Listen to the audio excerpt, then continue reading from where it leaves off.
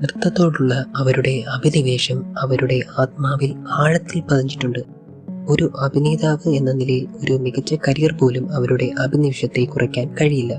നർത്തകിയിൽ നിന്ന് അഭിനേത്രിയായ നിരഞ്ജന ആവനു താൻ നൃത്ത സംവിധാനം ചെയ്ത ഗോവിന്ദ മാധവ എന്ന നൃത്ത നാടകത്തിലൂടെ തൻ്റെ സർഗാത്മക സ്വഭാവം വീണ്ടും കണ്ടെത്താനുള്ള ഒരുക്കത്തിലാണ്.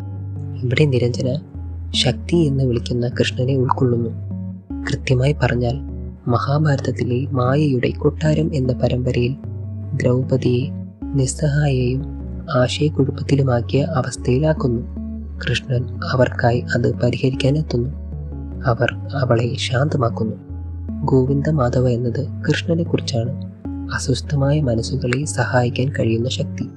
നിരഞ്ജന പറയുന്നു, നിരവധി നൃത്തനാടകങ്ങളിൽ കൃഷ്ണനെ കേന്ദ്രബിന്ദുവായി ഉൾപ്പെടുത്തിയിട്ടുണ്ട്. എന്നാൽ നിരഞ്ജനയുടേത് മനഃപൂർവ്വമായ ഒരു തിരഞ്ഞെടുപ്പായിരുന്നില്ലെന്ന് അവർ പറയുന്നു.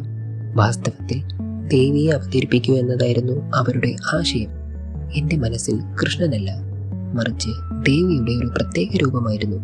എന്നാൽ എൻ്റെ പ്രായത്തിൽ എനിക്ക് അതനുസരിച്ച് ജീവിക്കാൻ കഴിയുമെന്ന് ഞാൻ കരുതിയില്ല, അവർ പറയുന്നു. പിന്നീട് അവർ പതുക്കെ കൃഷ്ണനിലേക്ക് അടുക്കാൻ തുടങ്ങി. എല്ലാവർക്കും താഴ്ന്നവരും വിഷാദ രോഗികളുമായ അവസ്ഥയുണ്ട്. അത് കൈകാര്യം ചെയ്യാനുള്ള എൻ്റെ രീതി ആത്മീയ പുസ്തകങ്ങൾ വായിക്കുക എന്നതായിരുന്നു.